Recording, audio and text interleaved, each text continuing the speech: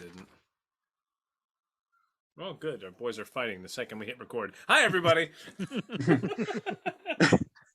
Ryan, you take the intro this time. Oh, okay. You're the Star Wars fan. Yeah, that's it. That's the ticket. Greetings, everybody. This is our cross-franchise Tempest Talks episode where we Okay, Ryan, you're screwing it up. branch out. Stop. All right, so thanks for joining us, and everybody. talk about. Do you actually want to take it over, Brian? No, I was just You're fucking just with fucking with me. Yeah. All right. So this is today's episode. We're doing something very different. We are branching out of Star Trek and talking about our other beloved franchise, which is Star Wars. Gasp. Nobody tells Star Trek. Nobody tells Star Trek. So today we're going to be talking about the series Kenobi, which just wrapped up a couple weeks ago, and is apparently based on some movie from I want to say 70s. Yeah, have you ever seen? Don't entertain that joke, Tara. Don't give. Have you ever seen Star Trek? I thought it was a Star War. It's a You Star. ever seen the Star War? See a Star War. Yeah. Star War. So this episode has already gone off the rails. Yeah. So We're in trouble already. let us Tight 30 minutes here. Yeah, tight 30 minutes. Yeah, right.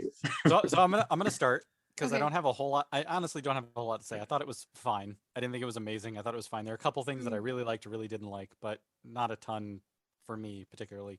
But I will note that one thing that I really enjoyed was that very quickly it became apparent that whoever was working on this and writing this realized that Leia and Obi-Wan are the two most interesting characters in the entire Star Wars franchise. Yeah. And we're just gonna make the whole thing about those two.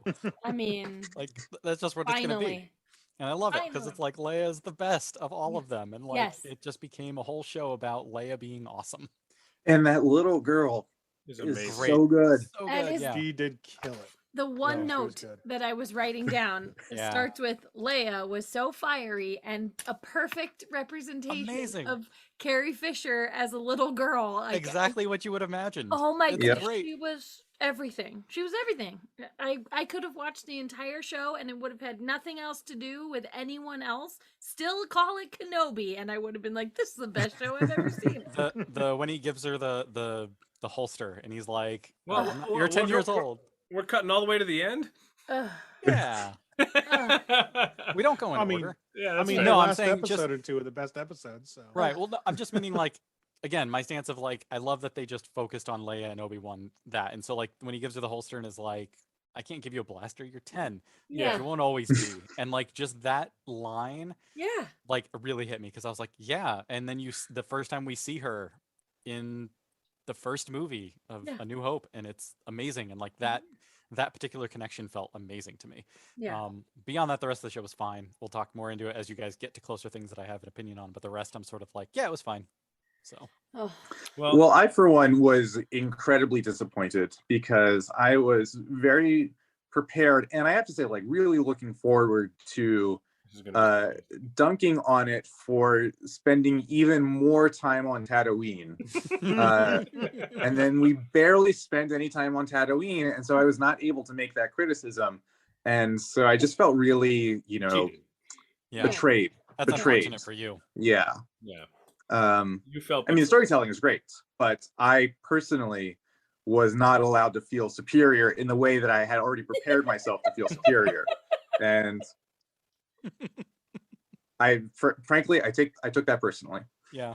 I was disappointed that that the Mandalorian did not show up in this because I didn't thought have, he had to we didn't show have an up in episode that was every just Star a Wars Mandalorian thing. for some reason. Yeah, Yeah. he should have just been there as like a 12-year-old, Yeah. Right. just hanging out. But okay, what did you guys really think about it? Go. So I'll kick it off by saying Obi-Wan has been my favorite character in Star Wars. Basically, I know when that seed was planted, and it was the very first time I saw the teaser trailer for Episode 1. Now, granted, this is before Episode 1 happened, and Episode 2 Dude, and that Episode teaser was so hype. It was Like, so good. It was and so and the like it second- locked us all. Yes, it did. It did the thing that trailers are supposed to do, which is get you totally hyped for a movie that you think is going to be fucking amazing. And but when Qui-Gon, who we didn't know who that was in the time when we watched the trailer, but a Jedi says, Obi-Wan Kenobi, meet Anakin Skywalker. And you see a young actor playing Obi-Wan Kenobi. And from that moment on, I was fascinated that we got to see this, who was throughout the entirety of Star Wars up to that point, an old man. You see him in his youth as a young man. He's not a kid, he's a young man. And here he is being introduced to Luke's dad. And like that one shot has completely has had such a profound effect on my interpretation of the rest of Star Wars, because right then and there I was intrigued as to who that man was beyond Alec Guinness's original interpretation. And so he's always been my favorite, and luckily for me, he was the casting choice of Ewan McGregor was the so sole good. I love the him. sole saving grace of every one Prequel. of the prequel episodes. Sorry. He is so good, puts everything into it, no matter the dialogue. Almost similar to Alec Guinness, how Yeah. Alec Guinness pulls off some really shitty dialogue Yeah. in the original trilogy, but makes it sound great. And and Ewan McGregor He doesn't miss a step in No. Oh, no. Kenobi either. Like he Oh, just goes he's right. wonderful. He is not only believable still as the same character, but also believable as that character 10 years later and being downtrodden. Like it's difficult to Yeah. make like it seem the same character but with that weight added, and he nails it. Like Yeah. he's not just downtrodden, but like that man is processing trauma. Like, Mm-hmm. and no wonder he can't access the Force the way he did. No wonder he has been weakened and all of that stuff. He's just working a menial job and just taking whatever is handed to him and laying low and like not showering, not taking care of himself. Not They make that taking joke care of about himself. about, Yeah. about him being smelly. early right on, how yeah. he smells and stuff, and it's like that man is at his bottom and in dealing with trauma and stuff. And so the fact that we watch him like put the needs of Leia before his own to pull himself out of that depression and that ahead of Luke's to some yeah extent. right, and like having to let go of like, but I was here just to watch. I was just gonna watch him. I'm out of the way, I'm just watching, to like actually go on an adventure and actually fight and actually stand up. Like that's incredible. That's incredible acting. I thought that was excellent storytelling for this chunk of time, that because I don't really like prequels. I'm like, there's no stakes. I already know who lives and who Yeah. doesn't and what happens and whatever. So most prequels, I'm like, yeah, okay, I'll see what happened. Fine. Go through the motions. Yeah. I'm the same way. Right. Especially, and I wasn't before, but like we've seen so many prequels of Yeah, so many right. things. Right. So this I was ready to be like, yeah, okay. But I was on board for it, and I love Ewan McGregor, and I loved Leia, and and our kids loved her little Lola droid, and Yeah. the show itself. Like Yeah. we were gonna watch one of the episodes one night, and our eldest Harrison was like, well, not without me. And we were like, oh, you like it? Okay, great. Like, of That's course. great. That droid will be on sale at Disney for $99.95 any day now. But the yeah. Yeah, it was yeah. Also when like just the moment when he says hello there. At the event. That was The end. amazing. Hello there. Oh, It was, Hello it was there. him. It was Ewan McGregor doing Alec Guinness. yeah. And it Hello was there. which it was like. But it was Ewan McGregor doing Alec Guinness doing an internet meme, and it somehow Yes. fired Worked. on every level. It was all so- of it. All of Well, it. it was interesting because like I went back, like I did not rewatch the prequels, but I remember the prequels. Like Ewan McGregor does like a little bit of voice stuff in it, but he's still just Ewan McGregor while he's in those movies. Oh, But okay. when you watch Kenobi, it almost feels like he's doing like 50% his own voice and 50% Alec Guinness in Sure. Kenobi specifically. Like there's just there's just a hint of trying to emulate. Yeah. Not enough that you feel like he's being a caricature, and not enough that he's trying to like totally actually emulate, but there's just a hint to like see this is what he would do. And that hello there is the perfect one, because that felt like such a transition to like, Yeah. this sounds just like him in a way that in however, what is it, 10 more years, when Yeah. he says it again, it just makes perfect sense. Yeah. Like And I beamed when that And, line and was Yeah. said. that is the brilliance of Ewan McGregor, because that you just summarized a whole exposition's worth of your feelings about that, and those were 2 words that he said. Yeah. And Yeah, it's amazing. Yeah. It's Yeah. just brilliant. Just That's what character work is. Yeah. Is putting that amount of like thought and depth and density into a 2-word line. yeah. Yeah. And, you know, it's 5-second moment. Yeah. I mean, since we're talking about the final episode already, like it is. Well, let's do the other stuff first, because the final episode we're going to dive Sure. into, obviously. But like Okay, fair leading enough. up to, because Matt mentioned it earlier, the last 2 episodes are really sort of the best episodes. Yeah. Other than the beginning of the first episode, which I think is super fun, just because Leia's amazing in them. So But conceptually, the beginning rest of the first, story. yeah, the beginning of the first episode does have, it shows that for some reason, whoever Disney hires to direct some of these episodes doesn't know how to film good chase scenes, because Oh, that is the worst chase scene, Mm. second only to the chase scene in Book Boba of Fett. Boba Boba Fett, Fett. Oh with my the God. world's the slowest the speeder Vespa bikes. chase scene, the That space was- Oh my Vespa chase scene. god, That was the Yeah. worst those are thing I've ever- terribly shot chase scenes. It feels Other like it's than just a that, budget issue. it's right? great. Yeah. Well, But they're just it's so more than a bad. budget issue. That is a strict editing issue. That is Like, there's a editing. way to It make looks that so slow, Yeah. so Yeah. slow. Yeah.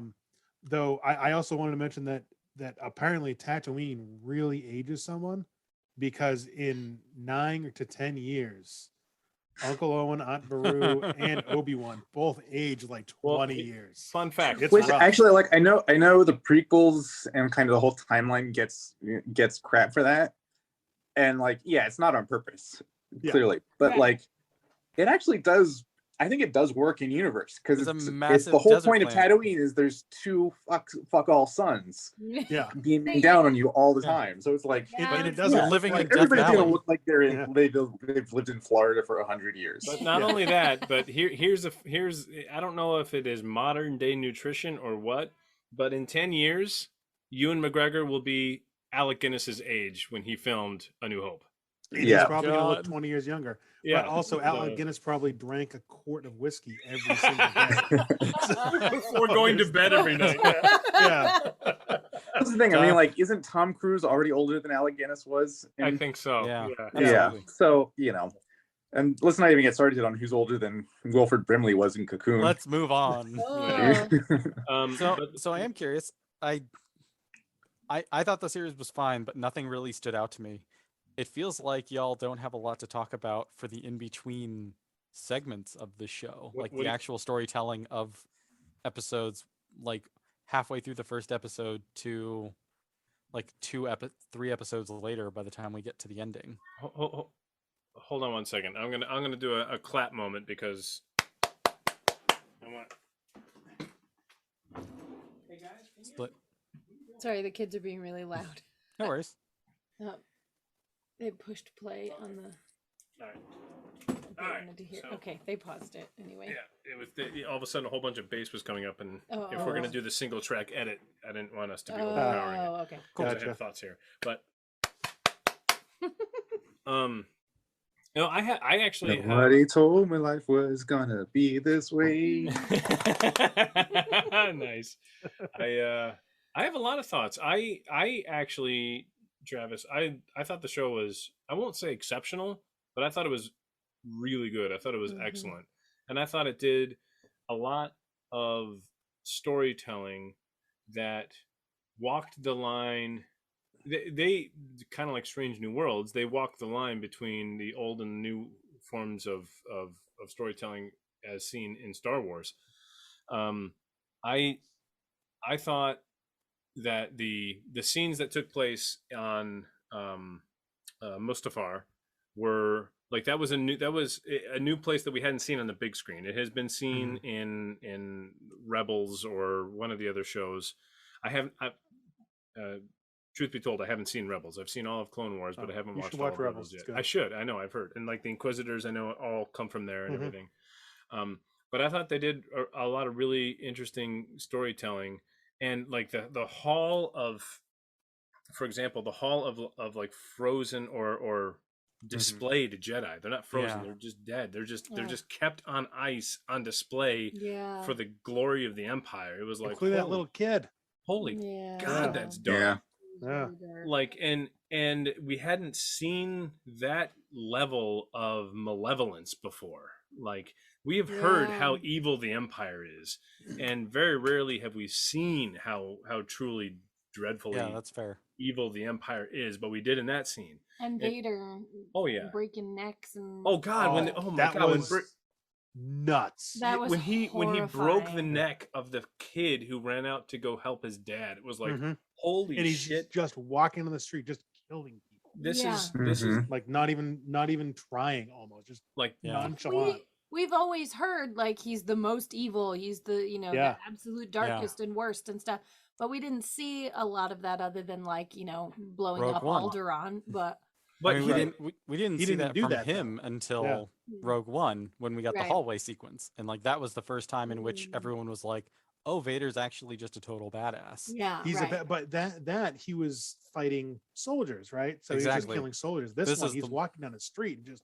Just This yeah. was That's killing the- random people. This to was the fist. actual through line for someone who literally went to a daycare center and murdered a bunch of children. Yeah. And yeah. that's the thing is like in Revenge of the Sith, like that moment is wow, holy shit, this is dark. But it almost feels like like a comically large escalation based on the character we've been watching, right? Like because and the writing in the prequels isn't great, and Hayden Christensen does his best, but it's not the darkness that the writing tells us is in Anakin Skywalker does not really like shine through in a lot of the writing of the prequels, Correct. right? Yeah. But like,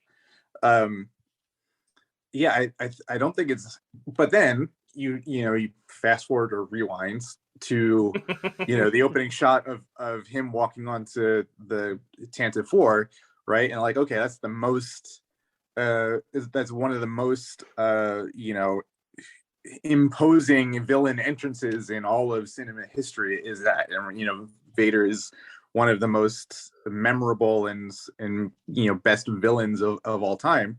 But then if you actually like really look at A New Hope, Empire Strikes Back, and Return of the Jedi, like yeah, he's scary. Like he's got a big black scary suit, and so that's scary. But like the actual writing and I don't want to say performance, but the blocking of what Vader is in the original trilogy is not that scary. Beyond just He the chokes suits. that guy. Yeah, I was gonna say that's absolutely right. Their chips are all thrown in on the first time you meet him, which is Mhm. you get that first scene, you hear the breath, and that's like a cliche commonplace to us, but in imagine seeing that At and the hearing that time, for yeah. the first time Yeah. in 1977. That's a horrifying sound to hear. Yeah. And then the first time you hear him speak is when he's choking a man to death, throwing him away, and then yelling at his subordinates to Yeah. I want them alive, and then It's the stomping off. best intro of a villain ever. Oh god. Like Yeah. it still is up there. And Yeah. so I think that like that sells the audience. It sold, obviously it did, because he's Darth Vader. He's the greatest villain in cinema history. Yeah. That sold the audience. But you're right. From that point on, he's never as intensely Evil. diabolical or malevolent as he was Yeah. in that opening Yeah. scene. Until you get to Rogue One and now Kenobi, where it's like you are it again going back to that idea of like prequels should add a layer to what you already know, Yeah. and let you see what you've already seen from a different perspective. Like now, if you go back and watch Vader in the prequels, and you have the hallway scene from Rogue One in your mind, you have the scenes from Kenobi in your mind, Yeah. then all of the Imperial officers in Empire Strikes Back on the bridge that are just like absolutely terrified, like it just works Yeah. so well. Like you Yeah. feel it so much more. It's Yeah, really that's nicely done. interesting. Yeah. Yeah. And so to Tara's point earlier, later on in episode, was it 2 or 3, when like they brought the Vader Kenobi conflict to the screen way earlier than I expected them to in the Yeah. series. Me too. And it was like, oh man. They're doing this now? And Yeah. And to it was see- great. It was great. It was so great because Tara, it made the point earlier, like this is a man who has disconnected himself through the Force, whether it was intentional or through trauma, whatever it is. He is unable to connect the way he used to. And then there's this villain at the top of his evil game, and Mhm. he just embarrasses him. Mhm. He tortures Obi-Wan. He's torturing Obi-Wan It the way also- that. Go ahead. Oh, it also fits with Anakin as a character, which I love because like Anakin is totally this emo theater nerd, and like the idea that the Yeah. idea that he has this guy that he hates that he wants to kill, but he's not gonna. He would rather like he wants to take that moment to put him in fire to like make him feel what he felt. He's And he's, done like, putting far on a worse show. than kill him. Yeah. He's hurt him, and he wishes to go on. Yeah, it's very it reminded like as soon as that started happening, I was like, I wanted to be like, oh well, why didn't you just kill him? But in my head, I'm going, you remember Anakin from the prequels? This is absolutely what that kid would do. Mhm. Mhm. Right. Yeah. It's one of the few times I think in any kind of movie or TV storytelling where it's like, how often does that happen where the villain like has the hero in his grasp and it's like, okay, the classic like James Bond Goldfinger thing is like, Yeah. don't explain the evil plan, don't toy with James Just Bond, just shoot him in the head shoot him and be done with it, right? Like, and how many times in movies and TV are you screaming at that basic situation on the screen? And Kenobi actually pulls that situation off where you go, okay, based on who these characters are, based on the Makes relationship perfect and history sense. between Yeah. them, the fact that he's doing this as opposed to just snapping makes total sense. Yeah. Right. And like, yeah, you still sort of like screaming like, okay, Vader, I know what you want and you really should be doing it. But you also understand it as a character of like, I know why you're doing this. And it makes sense based on who you are as a person and what has happened to you, why you're doing this. Yeah. But it goes even beyond that too, because if you then watch the later episodes, we don't do the we had at that point in the show we hadn't yet cut back to the flashback of Obi-Wan fighting. and Anakin sparring. Yeah. Mhm. And Obi-Wan taking him to town, like toying with him and teaching him the lesson about how you're never going to be good enough if you let your emotions take over you. And like, so he's never bested him even in sparring. And then when it finally came down to it in Revenge of the Sith, they were one-on-one. And I maintain until my dying day that when Obi-Wan says it's over, Anakin, I have the high ground, it's not just a corny line. It is him baiting Anakin to put himself in a disadvantaged situation from Obi-Wan's point. So he's like saying, You're not good enough. You're not good enough. And he baits him and he takes advantage of it and he teaches him that lesson there. So like by cutting all his limbs off. so my It's a tough lesson. Don't jump up here. I will cut your That's some shit tough off. love right there. Man. so my point is that Real quick notes to Harrison, Logan, and Johnny. It's like, whoa.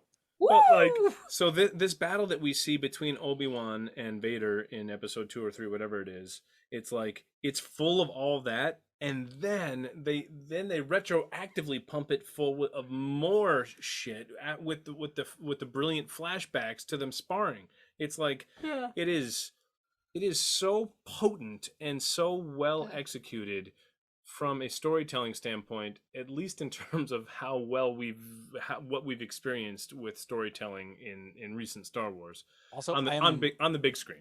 I also love the fact that when they did the flashback, they didn't try some random super de-aging CGI over Yeah. like Hayden Christensen and Ewan. Yeah. Like they just let them act, and like it just works so much better that way. Yeah. It worked. Yeah, Which they is great. look older, but it's not like it's. Yeah, it's fine. It wasn't distracting. Yeah, Right. exactly. You know. So And so I have circled here 3 times Hayden.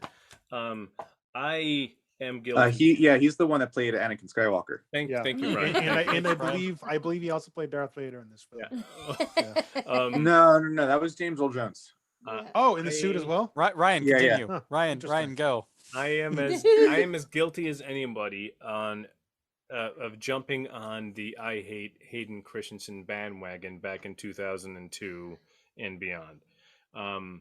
And so let me preface this by saying I do think George Lucas is a brilliant storyteller and he's a brilliant visionary when it comes to storytelling. But what he is not is he's not a good director of actors. and he is not a good writer of dialogue. And when you have those two, and when you have all the power, when you are the director, the writer, the producer, everything, Yeah. you don't give the actors the opportunity to do what they want. Like you can just go watch the episode 2 specifically, behind the scenes stuff, and you will see George Lucas telling actors how to say things and in what inflection he wants them to say it. Like Hayden Christensen was dealt a hand that no actor of his age could pull off. And I say age because Ewan McGregor pulled it off, but he was older, wiser, had many other acting credits under his belt. He also didn't pull it off Well- all the time. Right, but like Hayden Christensen, I still maintain I could have pulled it off, but go on. sure. This was his first acting gig professionally outside of like school theater. Like this was his first thing. Like he couldn't have done I better. mean, Natalie Portman struggled and didn't pull it off a lot of the time. Natalie Portman was Yeah. terrible, and she's And an she is Academy amazing. Award-winning actress. Yeah. Yeah, and she is phenomenal. Brilliant. Yeah.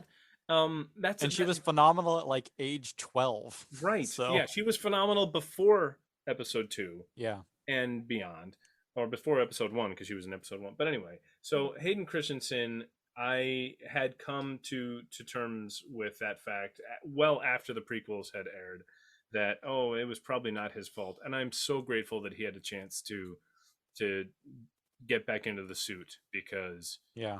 he deserved the second chance, and Yeah. I thought he did amazing for what it's worth. Mm-hmm. Yeah, in that last episode. Do we want to talk about the final fight? Oh my god! Do we want to talk about the final Yeah. fight? Yeah. So Whoa. the moment where he says, "You didn't kill Anakin," Yeah, Oh, the thing where they're like switching Ugh. between Hayden Mhm. Christensen and James And Overby's James voice. Oh, yeah. Oh my god, that Mhm. was so good. With his that, brother. and it's So so well like, done. of course, that's Yeah. what you're gonna do. Like, obvious, like, Yeah.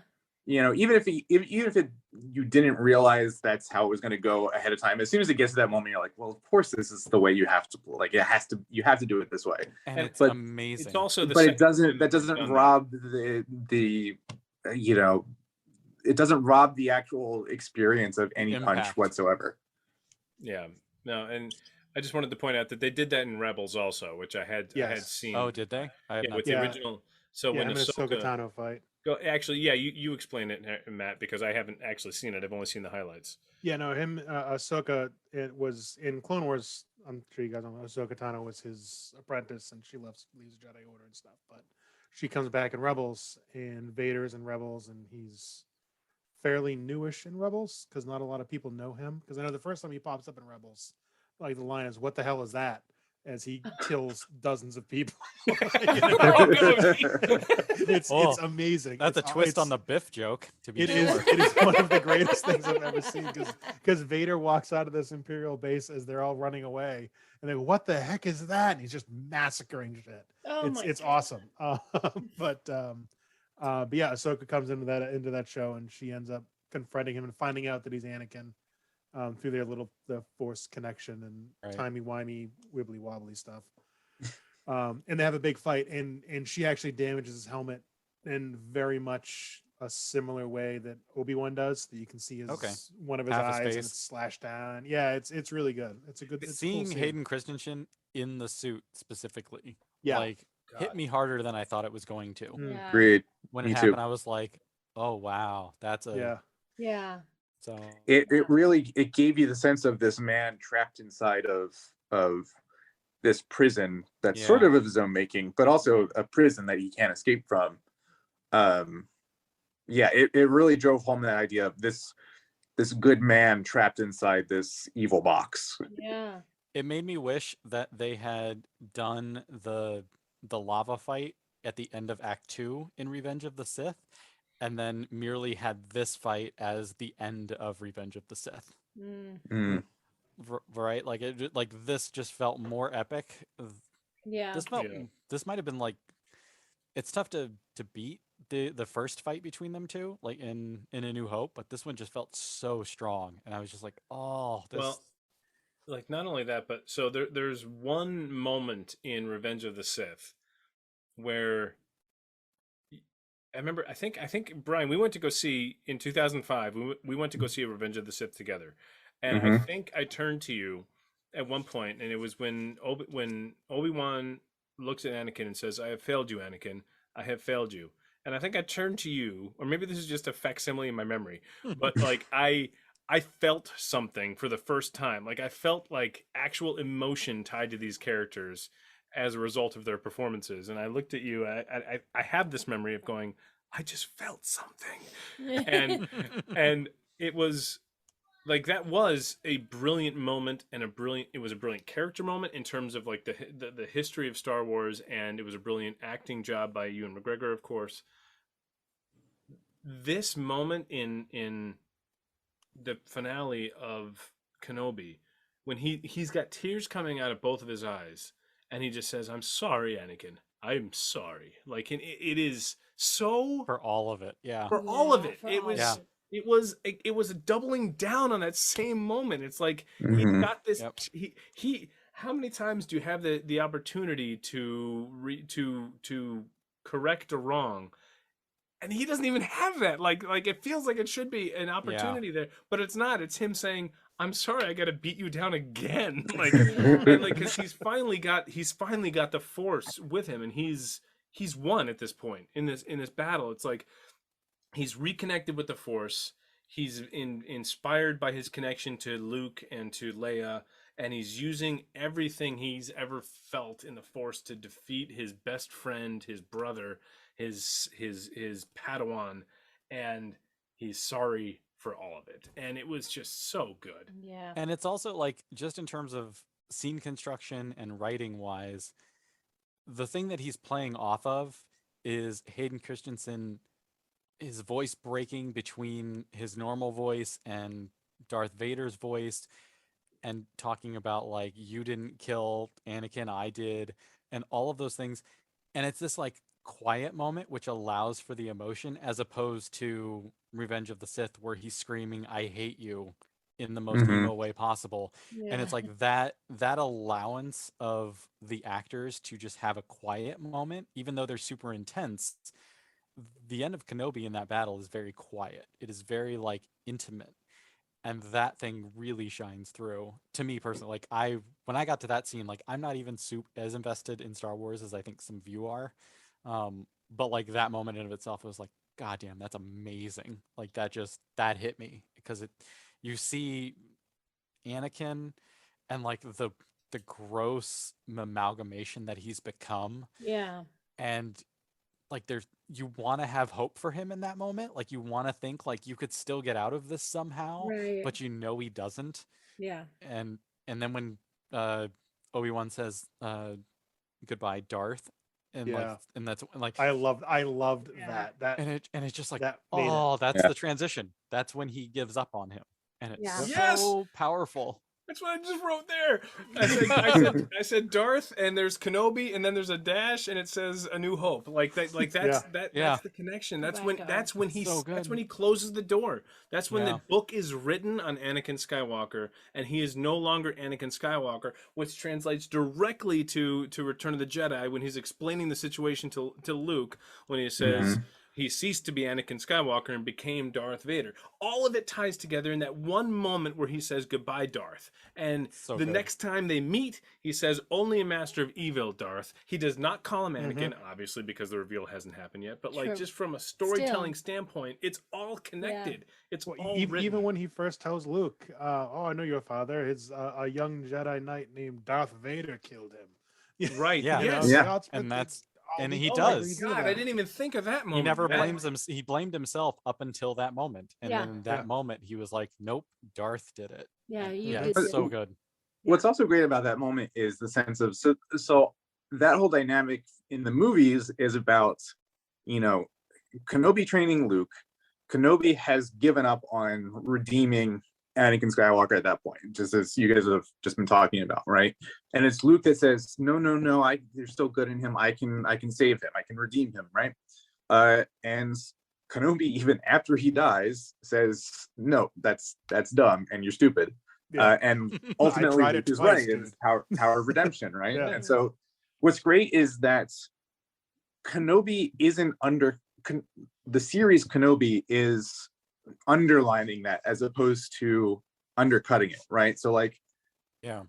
Kenobi as a show is not sacrificing that greater, story turn to make Kenobi the hero of his own TV show, if that makes sense, right? Like, so we have the season of Kenobi where Kenobi is the star of a TV show, and the show doesn't give him a win at the expense of the story that is yet to come that we already know about, right? It gives him the ending that gives power to the rest of that story that is coming down the pike that we already know, right? So it's not like what would have been so easy to fall into, and the wrong, a trap to have fallen into that they didn't, is for the season of Kenobi to end with Obi-Wan having some kind of like, maybe he is still in there and redemption is possible, like that being Kenobi as a character's takeaway from it. And like that have been the ending of the season, right? Which would have worked on his for Kenobi as a self-contained thing, but then it would have undercut all of the original trilogy's material that would come after, and they avoided that, and did something really skillful. And they built the moment that had to be built, that had to go there, and they still built it well and had that power. Let that moment have the power that it deserved, which is really skillfully done. Yeah. So Well- I'm going to toss out a question Mhm. that leads into a thing that I don't think any of you have seen that I want to bring up, but not until we're done talking about Kenobi as it currently exists. We've talked a ton, obviously, about Kenobi, Leia, and Darth, which, let's face it, are the three biggest key things in there. But there's a lot of Kenobi, the show, that isn't necessarily solely about those three characters, right? Yeah. So what are y'all's thought about how, like, we see the Inquisitors, we get Rava's story, we get I can't remember the dude's name, the guy who fakes that he's a Jedi, Oh yeah. but then has some measure of redemption arc. We get Camille, yeah. we actor get Camille some Nanjiani. measure of the infancy of the rebellion, it seems like, to some Yeah. extent. Like, Mhm. like there's a lot of side stuff that kind of happens that I've noticed in however long we've been talking about this, none of us even really sort of dived into. Well, And I'm yeah, curious, what are your thoughts on that stuff? there's just so much. That's the thing about this show. It's like there is so much, and I will say that I don't think they did the Obi-Wan and Anakin through line just perfectly. Expertly, yeah. They threaded that needle as well as anybody could. I think the other storylines that they touched on were very, very interesting, and the characters were good. And I've already rationalized why, for example, Ben trusts what's what's his name? The Han Solo. No, the fake Jedi guy. yeah, the fake Jedi Yeah. guy. Oh my gosh. I can't remember his name because I only picture him in Eternals. So Or, Yeah, right. Oh, Camille Yes. Nanjiani is the actor. I don't remember Correct. what the character Yes, name is. I forget his name. Oh my. Raj? Something like that, and our fans are going to kill us because they're all going to be saying it's this stupid idiots. I'll look it Yeah. up. But anyway, It's Jim. like they, What? It's not. Oh. It's Bob Jedi. See, that's how he pulled it off. His last name was Jedi. so they like he I felt was a little bit bumbling and a little bit sort of shoved into the front of the camera. Not Haja.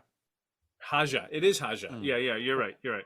Oh, But Haja. at the same time, Got there like faster than I did. Obi-Wan, especially at the end of the show, has retuned himself to the Force, but even beyond that, is probably just a really good judge of character and knows that as much of a what's the word I'm looking for? Somebody who is pretending to be what they're not. Charlatan. Yes, as much as a Yeah. charlatan that Haja was, he's also fundamentally a good person, and like Yeah, He's he doing was- a good thing, but yeah, he he's was faking to be a taking a lot of Jedi. money for it. Yeah, he was Yeah. faking to be a Jedi, but he was also still smuggling refugees Yeah. out. Yeah. So So- like Obi-Wan entrusting the care of this asset for the future, which is Leia, does not go beyond the realm of believability for me, only because I trust Obi-Wan's character assessment score. So I feel like What did you all think of the Rava storyline? I thought it was. I thought it You was mean Riva? I thought her Is name it was Riva. Riva? Oh, Yeah, I thought it was She's Yeah. Rava. the third I could be sister. wrong. Yeah, the third sister. Yeah. I'm sorry if I'm Yeah. getting the name wrong. I thought it was It was Rava for interesting. some I reason. loved Yeah, Reva. when Vader absolutely hands her ass without even drawing his damn lightsaber for 90% of that fight. Yeah. Just Yeah. using the force to stop her light. Yeah. Awesome. Yeah. So And the cool. whole like the Not like I would know. the moment where he goes like, "Did you really think I didn't know?" Yeah. Because that course was he would. legitimately like a plot critique on my part of like, how could she spend all this time with him and he being as strong as he is? How how would he not? And it's Yeah. like, of course he did know, and Yeah. he's just that much of a badass. Yeah. Like I that was really that was a great like almost unreveal in the sense that like it was this clever twist that wasn't really a twist because it's exactly what it's very straightforward. That's exactly how it would go. Yeah. Right. Yeah. I'm interested to see if she goes on to become in some of the other Star Wars media coming up, if she doesn't become almost like a Curious about that, too. gray Jedi, so Yeah. not dark side, not like light side, just kind of going off. Well, and doing so what she I will say does like as she does it. the one thing, and I wouldn't even call it a criticism, but like it a lot of Kenobi, a lot of those elements that we're talking about, Kumail Nanjiani's character and everything else, a lot of it feels like backdoor pilots hooks, right? Like, Yeah. hey, Yeah. here's this character. Do you want to see a show about this character or this character? Yeah. It's like I we're just do gonna not put wanna these see a parades. show. Like, I'm honestly surprised that what's her name? Indira Varma, I think is the actress's name. Like, I'm surprised that she got killed off because I was like, oh, that's clearly a Tala. backdoor Yeah. pilot character that they're throwing in there. I liked Tala. Yeah, I Yeah, half so- expected her to show up in Andor when that releases. Mhm. Yeah. Yeah, so it's like it feels like a lot of those elements were like little backdoor pilots of like testing of what the next show is going to be, which I'm fine with. It's just like I can kind of see what they're doing there, and so I don't until there's something more of like, okay, this is what this guy's actual story is going to be, or this is what this element is going to play out as. Then I'm just gonna leave them as they are on the shelf. Well, so Reva's introduction as a villain in that first episode with the Jedi in the cantina on Tatooine was Yeah. Mhm. so powerful Awesome. and Yeah. so badass. And Yeah. like she was a dog that was barely on a leash, and then Yeah. So reckless but effective. the grand Yeah. right, like she was fed up with the way that her bosses were doing shit because she had the more efficient way of getting to the bottom of things, and this is the way it should be. And the only thing that stopped her was the fact that the Grand Inquisitor like pulled back her leash. Yeah. That was Yeah. awesome. That was really Yeah. awesome. The fact that You know his what that whole the scene entire reminded me of? speech. Go ahead, You Brian. know what that whole scene reminded me of, and more with the Grand Inquisitor, and then Riva is kind of the play off of that. But it reminded me very much of Christoph Waltz in the beginning of *Inglourious Bastards*, when Oh. Yeah. he like goes into the and he has this whole dialogue about you have to think like a Jew to find the Jews, and Yeah. they're hiding under the floorboards. Like it had that kind of level of Yeah. tension and suspense to it. And it was so good. And I then thought you were going to say Who Framed Roger Rabbit. Oh. Same thing. Also, yeah, very Similar, similar yeah. dynamic. Yeah. Um, That scene- Bad. Go ahead, Travis. I was gonna say that scene is super fun because like he walks in, and what's the first thing he's like? Do you know the key to hunting Jedi? It's patience. And then he goes on this long spiel that she interrupts Right. to do Yes. the utterly impatient thing of like, Mhm. let's just find this dude already. Yeah, Right, And no. it's so great.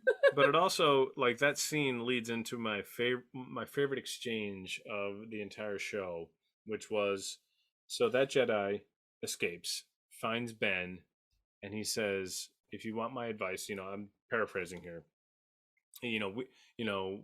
We lost.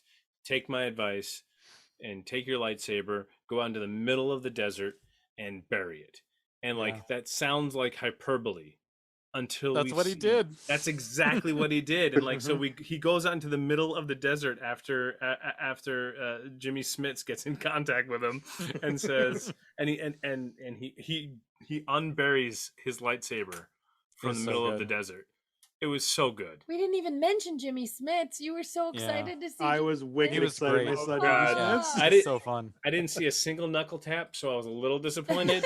But that's a deep cut reference that we're not going to explain. So just figure it out, people. So, Oh, So- that scene was. You're gonna have cut to rewatch at the time. entire prequel trilogy to get that To reference. find the knuckle tap. And really, really watch it. You can't just have it on the background because you won't get it. Yeah, No, you really won't. watch Jimmy Smits. In so I have two things to mention. One is a very nitpicky the way I would have rewrote this thing, and the other is sort of jumping to a totally new subject. I kind of want to put it to y'all which one you would want me to dive into because it might Oh, run. nitpicking for sure. Oh, for sure. Let's Okay. pick apart this shit. I don't like All right. liking Star Wars. All right. So I liked it. I think Reva's story would have been more interesting if she did not know that Darth Vader was Anakin. When she reveals that Darth Vader is alive or Anakin is alive to Obi-Wan, I didn't necessarily like. I thought that could have been. I like the idea that Obi-Wan thought Anakin died in that moment. And the idea that Darth Vader existed as this sort of boogeyman for the Empire that no one's really seen, that doesn't really do a whole lot. The Inquisitors are the ones out hunting the Jedi. So it's this boogeyman. So Obi-Wan has kind of rationalized the idea that no, Anakin died and Darth Vader is just this sort of like boogeyman figurehead that the Empire uses while they send out the Inquisitors.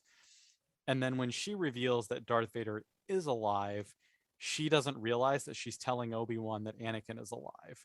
And that's why it hits him so hard. Yeah. But she has no idea. And then later, I think it's like the 4th or 5th episode when she's doing the sort of raid on the facility when they're trying to get the people out on the transport. Mhm. And they get close and she reveals her backstory of being a youngling that was there. Yeah. First of all, it reinforces the idea that she would be chasing after Obi-Wan, because in her view, Obi-Wan killed Anakin, which robbed her of the revenge against Anakin for killing all of her friends, right? Oh. So Obi-Wan represented the Jedi who didn't protect her, and Obi-Wan specifically killed Anakin, who she wanted revenge for. And then in that moment could be when Obi-Wan reveals that Darth Vader is Anakin. And how big of a just a mind just would screw with her entire world to find out that the person that she's been working for up until this point to hunt the Jedi, because she hates the Jedi for not protecting her, but to find out that the guy that she's working for specifically is Anakin Skywalker. Yeah. And I don't think it changes anything in the first several episodes in her sort of machinations within the Inquisitors, but then it also would cause this sort of drama of Anakin's alive. I didn't think he was. He's Darth Vader. What do I do about that? Obi-Wan brings Darth Vader here so that I can attack him, and he's sort of using her, but she's willing to accept it. Yeah. And then when she utterly fails at that, her last bastion of hope is, well, he's alive and I didn't think he was, and he has a kid. And that sort of drives the thing, well, I can never get a revenge on him, but now I can go after his kid. Well, Would she's She be still, sort of does. and she never. She does, but I think it would be more reinforced if she only just learned Anakin was I alive see. at that point. And But so she- like that was the one thing that I was like, oh, I wish I could have tweaked that script just a little bit. But even she still doesn't know that Luke is that whoever Owen is protecting. She doesn't know that that's Vader's offspring. That's Anakin's offspring in the show. She just No, knows I thought she did. that she just knows that was somebody that was important to Obi-Wan that he was protecting, that she had found out earlier. Like she doesn't. Oh, is that the case? I it thought true? Yeah. I thought specifically that she knew it was I thought she Anakin's knew. I son. thought she had figured it out too, because she. I don't think so. Remember, Now I have to go double check. But Yeah. She Protect the child or something. yeah, she got the message off the thing. right, but it never said that it was Anakin's. Like she has no reason to believe that that is Anakin's kid. Yeah, she just knows that it's a kid that Obi-Wan is protecting. Oh. So she's trying to get back at. Oh, trying to get to Obi-Wan I for this. specifically read that. I have to rewatch the final episode. I specifically read that as her Figuring realizing it that it out. was Anakin's son, because that's why she was so intent on killing Me too. that specific child. That's what I thought as well. But again, I think that her not knowing that Anakin was Darth would be a really fun wrinkle to throw in that. And so that was my one nitpick of like because I love Reva as a character. I think she's Yeah. great. I think the actress nails that role. I think the Yeah. character is super interesting. I love the redemption arc of the fact that she couldn't go through with the thing that she really Yeah. shouldn't have gone through and become the thing she hated. Yeah. And so like I think that was super powerful and interesting. Yeah. But I just wish that she had not known that Anakin was Darth up until Obi-Wan revealed it to her, and that would have been a fun, like, the actor could have really dug into that emotional I don't know. twist. I see where you're coming from. I if it the entire looming story of all Star Wars, like there's always the picture, the posters of all the original trilogy is always the heroes, and in the background, looming over everything is Darth Vader. And Yeah. I love everything that lifts up Vader's um status as the greatest villain of all time. And the fact that she knows it was him, but doesn't know that he knows that she knows, like that he's ahead of the game. The fact that, like, he pulls that when he pulled that card, like, do you really think I didn't know whatever a pad or Yeah, whatever it it's was? totally Like, cool. I Yeah. was like, oh my Of god. course he would. Yeah. It was only it Yeah. was only filtering into that deliciousness of him being this unparalleled force in the galaxy, and anything that would take away from that moment just is I will I will rebut that with Mhm. with another moment in the series that I think, so play out my thought process, right? Like, the idea is they don't know that Darth Vader is Anakin. Darth Vader is like this shadowy figure, and the Inquisitors are the ones out doing all the work. She reveals that Darth Vader is alive. If Anakin has sort of convinced himself that Anakin, or if Obi-Wan has convinced himself that Anakin and Darth Vader are actually dead, and that it's just the Empire or the Emperor pulling off some sort of ruse and using the Inquisitors, right? She may reveal that Anakin's alive, and that's when Obi-Wan has that feeling. But that would also make the moment that Obi-Wan sees Darth Vader enter the town and start killing people randomly, like we were talking about earlier, would be the first moment of confirmation that Anakin Skywalker is still alive to him. And so that moment of seeing Anakin Skywalker as Darth Vader would be the reveal to Obi-Wan that he really is alive, that this is a real thing that now he has to deal with. I think it already was, though, because Obi-Wan knew that Darth Vader was Anakin, and when he left Anakin Right. on the hillside of Mustafar to die, he assumed that, I mean, he thought Anakin was dead, obviously, but that by extension meant that Darth Vader, this character that he knew for a day and a half after watching the recordings on Coruscant, was also dead. So I think that it was just that Obi-Wan was not aware that Darth Vader was alive either, Oh, yeah, because I read it because differently, he was but so that's fair. he was so disconnected. Like, he didn't watch the news when he was on Tatooine, so he doesn't know who Right, yeah. Darth Vader is, beyond who, his version of Darth Vader is just Anakin with glowing yellow eyes. Well, he knows that Anakin is Darth Vader, though, because there's a moment in, I think it's Revenge of the Sith, where they're watching No, that's my point. Is, like, Anakin. he knows that Anakin has been converted to the dark side and has been anointed as Darth Vader. But as Okay. far as he's concerned, both of them are dead on the hillside on Mustafar until he sees him, until Riva reveals to him that Anakin's alive. Yeah, fair. So, I get that.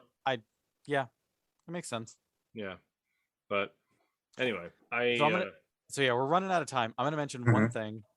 The one thing that's totally out of left field. Have any of you heard about the fan edit of Kenobi? mm-mm. I No. have. Okay, so someone took the entirety of the series of Obi-Wan Kenobi already. already. Of course they did. Of course. But it's 6 episodes that range between like 35 minutes and an hour, right? Mhm. And they edit it down into a 2.5-hour movie. Whoa. I downloaded it and watched it this morning, Oh. and it is phenomenal. Huh. It is maybe one of the best Star Wars movies in existence. So there's no re-edits. It's just No, it's just taken straight from what is on Disney Plus. It is there's no added scenes, there's no additional dialogue. I think that he adds a moment of Qui-Gon when Anakin is beating Darth Vader, of saying he's the chosen one. before Obi-Wan walks away. But for the most part, it is all purely what is already existing. He had some musical cues, but he takes what is essentially like 5.5 hours worth of footage for the Kenobi series and just cuts it into a 2.5 hour movie. And it is wonderful. Again, so I brought up earlier about the fact that we were talking a lot about just Obi-Wan, Leia, and Darth, and how the other storylines, the other characters kind of like exist but aren't major plot points and didn't really grab us. And this cuts a lot of that out. And yeah, it's a tight 2.5 hours, and it is really good. And I highly suggest you and anybody listening, if you can find it online, I'm sure it's being nuked from the internet as we speak, but it exists out there. I can get it to you all, but I highly recommend watching it because it's very good. It does remove some of the stuff. First of all, it completely cuts Reva's attempt to kill Luke completely. Like she dies at the hands of Anakin, and then they completely stop it, which I don't love personally. Like I think that her storyline is really interesting, so I'm bummed that got cut. Yeah, she doesn't get but her it also redemption. but it also means the entirety of the Luke of the Obi-Wan Anakin fight is all just one cut. So because in the show it cuts between her attacking for Luke and Anakin and Obi-Wan.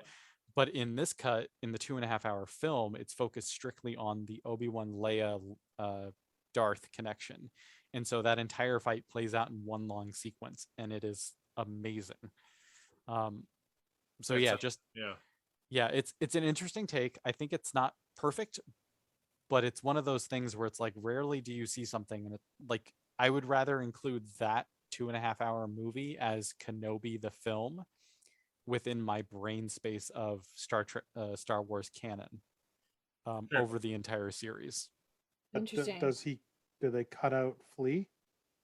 No, Flea is totally still in there. Oh, good. Good. All right, good. Thank Yeah. God. I'm Oh, so yeah. glad. We were I watching. was hoping for a speeder race with him. Same. He Yeah. almost crashed into that Rolls Royce.